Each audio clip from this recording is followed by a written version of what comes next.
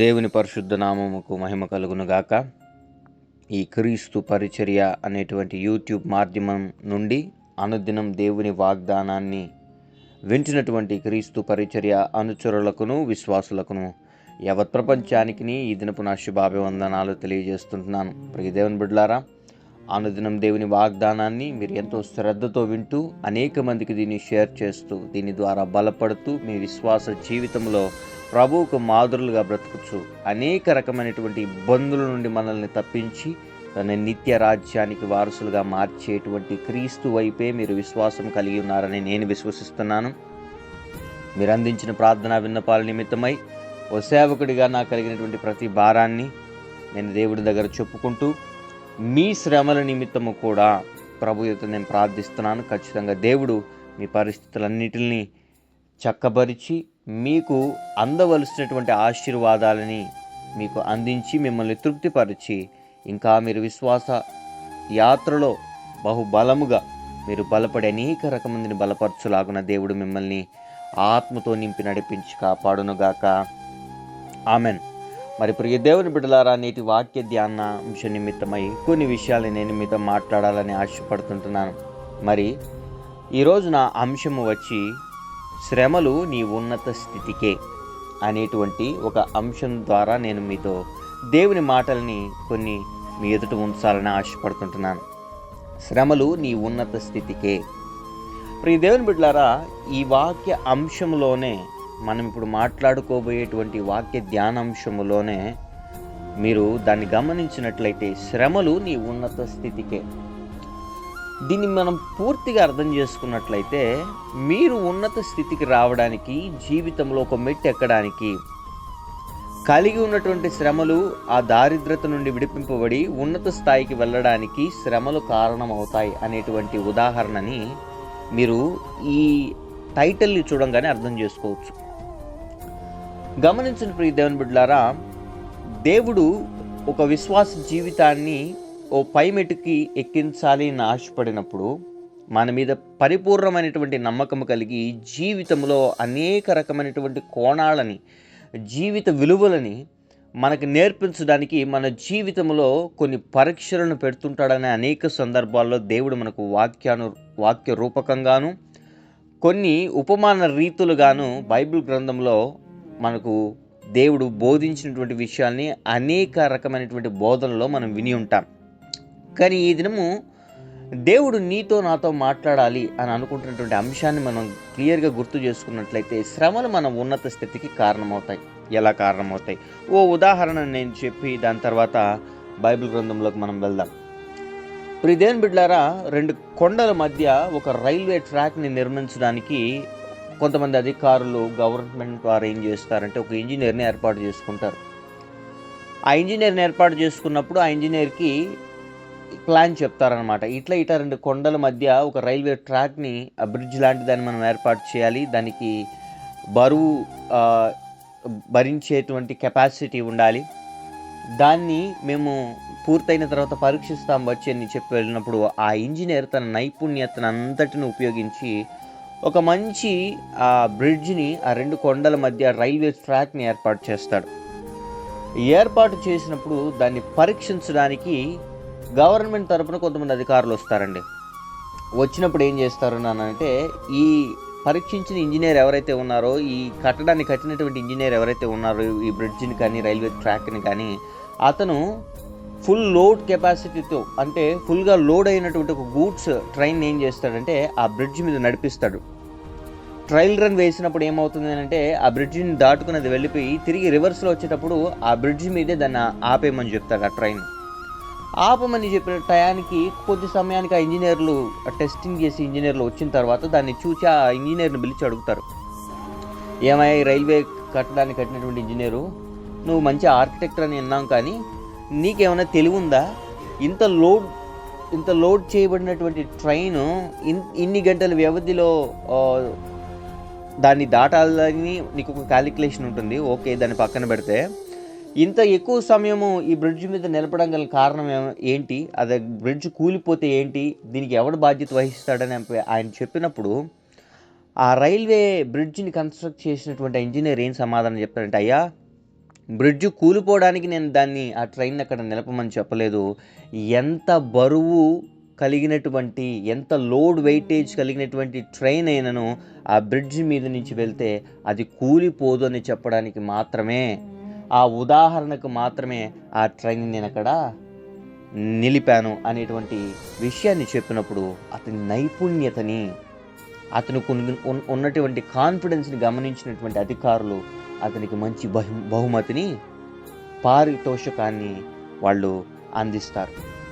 ఇప్పుడు దేవుని బిడ్డలారా, ఈ ఎగ్జాంపుల్ నేను ఎందుకు చెప్పాను మీకు అన్నానంటే, మన జీవితంలో విశ్వాస యాత్రలో మనం ముందు కొనసాగిపోతుంటున్నప్పుడు ఏ రకమైనటువంటి శ్రమలు వచ్చినా మన విశ్వాసానికి కలుగు పరీక్షను బట్టి క్రీస్తు మీదున్న మన మనసు కదిలింపబడదని మాత్రమే దేవుడు గుడ్డిగా మనల్ని నమ్మి మన జీవితంలో అనేక రకమైనటువంటి శ్రమలను అనుమతిస్తుంటాడు.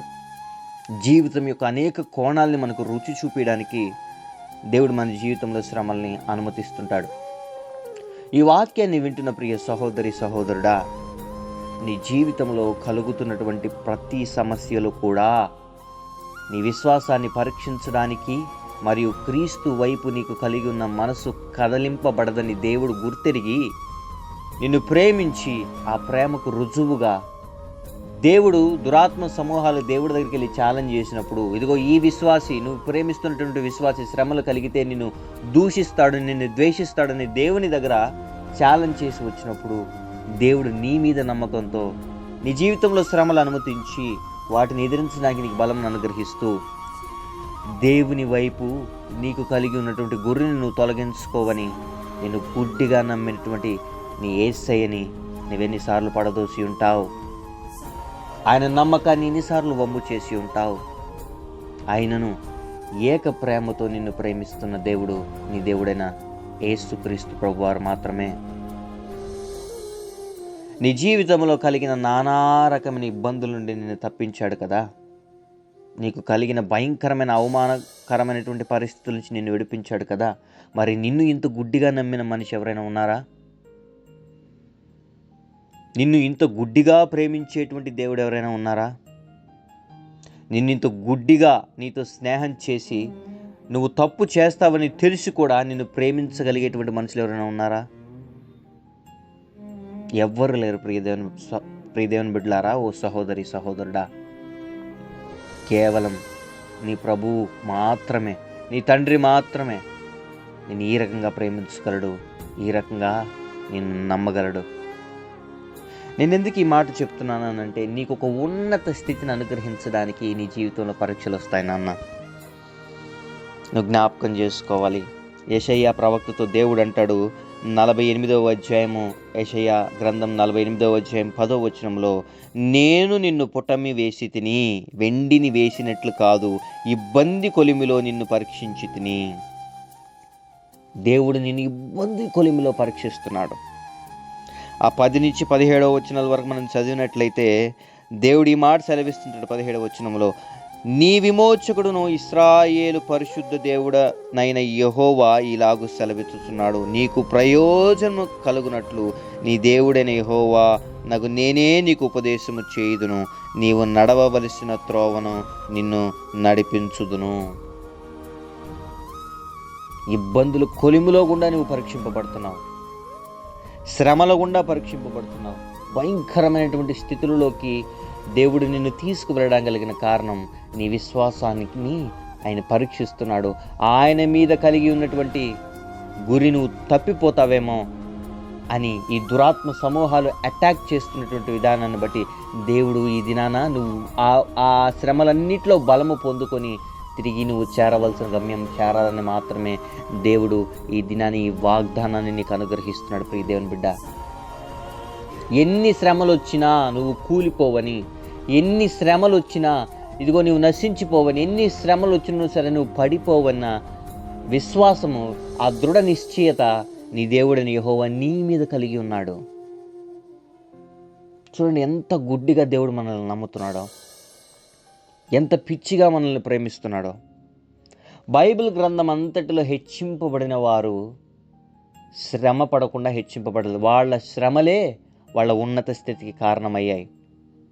విశ్వాసుల చరిత్రలో వారు నిలబడడానికి గల కారణము వారి శ్రమలే. మనం ఈ దినాన వారి గురించి చదువుతున్నామంటే, వాక్యంలో వారిని గురించినటువంటి ఉదాహరణలు చూస్తున్నామంటే, వారి శ్రమలు వారికి ఉన్నత స్థితిని అనుగ్రహించాయి. సింహపు బోనులో వేసినటువంటి దానియేలుని దేశంలో ఉన్నతమైనటువంటి వ్యక్తిగా దేవుడు మార్చాడు. రాజ్యంలో ప్రియదేవుని బిడ్డలారా, గుంటలో వేసినటువంటి యోసేపుని ప్రధానమంత్రిగా దేవుడు మార్చేశాడు. దేశం యొక్క ఉన్నత స్థాయిలో నిలబెట్టాడు. వాళ్ళ శ్రమలు వాళ్ళ ఉన్నత స్థితికి దోహదపడ్డాయి. ఈ దినాన్ని ఈ వాక్యాన్ని వింటున్న ప్రియ సహోదరి సహోదరుడా, యోబు కదా అన్నట్లు, ఆయన నన్ను పరీక్షించిన తర్వాత, ఆయన నన్ను పరిశోధించిన తర్వాత, ఇబ్బంది కొలిమిలో నన్ను పరీక్షించిన తర్వాత నేను సువర్ణము వలె మారేదనని ఈ దినాన ఆ మాట నువ్వు అనగలిగే స్థితిలో ఉన్నావా? దేవుడు నీ మీద కలిగినటువంటి ఆ నమ్మకాన్ని కాపాడుకోగలిగేటువంటి స్థితిలో నువ్వు ఉన్నావా? లేదా పడగొట్టుకునేటువంటి స్థితిలో నువ్వు ఉన్నావా? ఈ దినాన ఏ రకమైనటువంటి స్థితిలో ఉండి నీ వాక్యాన్ని వింటున్నా, అది అనారోగ్య పరిస్థితి అయినను, అప్పుల బాధలైనను, సమస్యలైనను, ఇబ్బందులైనను, భయంకరమైనటువంటి శోధనలైనను, వ్యసనాలైనను, నువ్వు విడిపించుకోలేనటువంటి పరిస్థితులైనను సరే, నువ్వు పరీక్షింపబడుతున్నను సరే, అవమానపడుతున్నను సరే, ఏడుస్తున్నను సరే, ఈ వాగ్దానం నీ కోసం మాత్రమే. దేవుడు నీ విశ్వాసాన్ని పరీక్షించడానికి నీ జీవితంలో ఓ రకమైనటువంటి పరిస్థితుల్ని అనుమతించాడు. ఏవి వచ్చినను నీవు పడిపోవనటువంటి నమ్మకము నీ దేవుడైన యేసుక్రీస్తు ప్రభువారికి నీ మీద ఉంది. ఆయన విశ్వాసాన్ని, ఆయన కలిగినటువంటి నమ్మకాన్ని నువ్వము చేస్తావా? లేదా నీ దేవుని వైపు చూస్తూ దేవుని దగ్గర నుంచి బలము పొందుకొని దురాత్మ సమూహాలను ఎదిరించి నిలబడి నీకు ఏర్పరచబడినటువంటి బహుమానాన్ని పొందుకోవడానికి ముందు కొనసాగిపోతావా? ఈ పరీక్షల తర్వాత నీకు మంచి బహుమానము ఏర్పాటు చేయబడి ఉంది ప్రియ సహోదరి సహోదరుడా. గొప్ప బహుమానం, నువ్వు అడిగిన దానికంటే, ఊహించిన దానికంటే అత్యధికమైనటువంటి బహుమానము దేవుడు తన చేతిలో కలిగి ఉన్నాడు. దాన్ని నీకు అనుగ్రహించడానికి ఆయన సిద్ధంగా ఉన్నాడు. ఈ చిన్నటువంటి శ్రమలకి, పరిస్థితులకి నువ్వు లొంగిపోయి నీ దేవుణ్ణి దుఃఖపరిచే విశ్వాసిగా నువ్వు ఉండకూడదనేది నా ప్రార్థన, నా కోరిక. ఈ దినాన పరీక్షింపబడుతున్నటువంటి ఓ విశ్వాసి, నీ విశ్వాసానికి కలుగు పరీక్ష నీకు నిరీక్షణను పుట్టించునని నువ్వు ఊర్తెరిగి శ్రమల యందు ఆనందిస్తూ దేవుని కొనియాడుతూ ముందు కొనసాగిపోవడానికి దేవుడు నీకు బలమును అనుగ్రహించి నీ విశ్వాసాన్ని పెంపొందించి నిన్ను నడిపించి కాపాడునుగాక. ఆమెన్. ప్రార్థన. పరిశుద్ధుడా, ప్రేమ కలిగిన నాయన, జీవ కలిగిన తండ్రి, నీ ఘనమైన శ్రేష్టమైన నామానికి స్తుతులు స్తోత్రాల వందనాలు చెల్లిస్తుంటున్నాం. ఈ క్రీస్తు పరిచర్య అనేటువంటి యూట్యూబ్ మాధ్యమం ద్వారా బిడ్డలతో నీవు మాట్లాడడానికి ఈ దినాన నాకు ఇచ్చినటువంటి గొప్ప బాధ్యతను బట్టి నీకు వందనాలు. ఎంతమంది బిడ్డలైతే ప్రభానైనా శ్రమలు కలుగుతున్నాయి, బాధలు కలుగుతున్నాయి, ఇబ్బందులు కలుగుతున్నాయని ప్రభానైనా విశ్వాసాల్లో నుండి తొలగిపోయి ప్రభానైనా అస్థిరులుగా ప్రభానైనా ఉంటూ నిన్ను దుఃఖపరుస్తూ ప్రభానైనా పాపంలో కలిసిపోతున్నారని ప్రభానైనా ప్రభానైనా నీవు దుఃఖపడుతుంటున్నావు. ఆ బిడ్డలందరూ ప్రభాని నీ వాగ్దానాన్ని వినడానికి నీవు కృప చూపిస్తున్న రీతిని బట్టి నీకు వందనాలు. ఏ విశ్వాసాన్ని ప్రభానైనా ఒకవేళ నిన్ను తప్పుగా అర్థం చేసుకొని శ్రమలు వచ్చాయని ప్రభానైనా దేవుడు మమ్మల్ని పరీక్షించాడని, దేవుడు మమ్మల్ని నిందించాడని, దేవుడు మా విశ్వాసాన్ని ప్రభానైనా తక్కువ చేశాడని నేను అపార్థం చేసుకొని ప్రభాన ఒక ప్రవణన భయంకరమైనటువంటి వ్యతిరేకమైన కోణంలో నీ దగ్గర నుంచి దూరం అయిపోయి ఉంటే తిరిగి నీతో కలుసుకోవడానికి నీవు ఇచ్చిన అవకాశాన్ని బట్టి నీకు వందనాలు. అయ్యా, ఎంతమంది బిడ్డలైతే అనుదిన దేవుని వాగ్దానాన్ని విని విశ్వసించి దీన్ని సాత్విక మనసుతో అంగీకరించి నీ వైపు గురి నిలుపుకోవడానికి ముందుకు అడుగు వేసి ఉంటున్నారు, బిడ్డలకి పరిపూర్ణమైనటువంటి బలాన్ని అనుగ్రహించండి. వారి విశ్వాస జీవితంలో కలుగుతున్నటువంటి పరీక్షలు ప్రభానైనా వారికి ఓర్పుని ప్రభానైనా అనుగ్రహించి వాటిని ఎదిరించగలిగేటువంటి శక్తిని బిడ్డలకు అనుగ్రహించమని ప్రార్థిస్తున్నాం. బిడ్డల కుటుంబాల చుట్టూ నీ కంచిని అయ్యా, నీ దేవదూతల పరిచర్ని కాపుదలుగా ఉంచమని ప్రార్థిస్తున్నాం. మా ప్రియ బిడ్డలు ఎంతమంది అయితే ఈ అనుదిన దేవుని వాగ్దానాన్ని వింటున్నారు, ఆ బిడ్డలకి జన్మదినాలైనను, వివాహ దినాలైనను, బ్యాప్టిజం డేస్ అయినను బిడ్డలు తలల మీదకి ఆశీర్వాదాలు కుమ్మరింపబడును గాక. అప్పుల బాధల్లోనూ, అనారోగ్య పరిస్థితుల్లోనూ, కోర్టు కేసుల్లోనూ, విడిపోయిన భార్యాభర్తలు, స్నేహితులు కానీ, కుటుంబీకులు కానీ, రక్త సంబంధికులు కానీ, అన్నదమ్ములు కానీ ఏ ఒక్కరు ఏ స్థితిలో ఉండి అనుదిన దేవుని వాగ్దానాన్ని వింటూ ఏడుస్తున్నారో బిడ్డల పరిస్థితులన్నిటి నుంచి బిడ్డలకు విడుదలను అనుగ్రహించమని ప్రార్థిస్తుంటున్నాం. వివాహాల కోసం ఎదురు చూస్తున్న బిడ్డలకి సాటి అయిన సూటబుల్ మ్యాచెస్ వచ్చి ఘనముగా వివాహాలు జరుగును గాక. అనుదిన దేవుని వాగ్దానాన్ని సాత్వికమైన మనసుతో అంగీకరించి నీలా ఇంకా ఎదగాలని ఆశ కలిగిన బిడ్డలకి విశ్వాసాన్ని ప్రభావం ఇంకా నువ్వు పెంపొందింపజేసి బిడ్డలు నీ రాజ్యంలో ప్రవేశించి నీ కోసం పనిచేయవారుగా ప్రభావ బిడ్డలను మార్చండి. ఈ వాక్యాన్ని వింటున్న ప్రతి బిడ్డ కూడా ఇంకా నువ్వు విశ్వాసంలో ఎదగలిగేటువంటి కృపని బహుబలముగా అనుగ్రహించమని ప్రార్థిస్తున్నాం. ఆత్మతో ప్రభావాన్ని నీవు బిడ్డల్ని నడిపించి దేశంలో ఉన్నటువంటి ప్రభావాన్ని ఉన్నత స్థాయిలో బిడ్డలను ఎక్కించండి. దేశాన్ని తలక్రిందులు చేసే ప్రవక్తలు గాను, పరిచారకులు గాను, సువార్థికులు గాను ప్రభావం ఉపదేశులు గాను ప్రభావం నీ బిడ్డల్ని లేవనెత్తమని ప్రార్థిస్తుంటున్నాం. ప్రార్థనా పరులుగా బిడ్డల్ని నిలబెట్టమని ప్రార్థిస్తున్నాం. విదేశాల నుండి అనుదిన దేవుని వాగ్దాన్ని వింటున్న ప్రతి బిడ్డలు కూడా ఆశీర్వదింపబడి ఇంకనూ ఉన్నత స్థాయిలకు బిడ్డలు వెలుదురుగాక.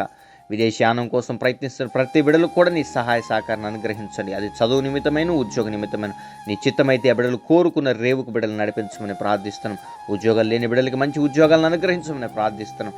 సేవ చేయాలని ఆశ కలిగి సేవ చేయలేని స్థితిలో ఉన్న బిడ్డలకి ప్రభావనైనా ఇదిగో ఒక మంచి ప్రభావనైనా ఇదిగో వాక్యం ద్వారానైనాను లేదా ప్రభావనైనా బలపరిచేటువంటి ఆత్మ ద్వారా బిడ్డలతో నీవు ప్రభావం బిడ్డలను దర్శించి ఆ పరిస్థితుల నుంచి బయటకు తీసుకొచ్చి ప్రభావనైనా దేశానికి పరిచయం చేయమని ప్రార్థిస్తున్నాం. మా దేశాన్ని, మా రాష్ట్రాన్ని ప్రభావనైనా మా ప్రభుత్వాన్ని నడిపిస్తున్న అధికారుల మధ్య కూడా నీ శాంతిని నెలకొల్పజేయమని ప్రార్థిస్తున్నాం.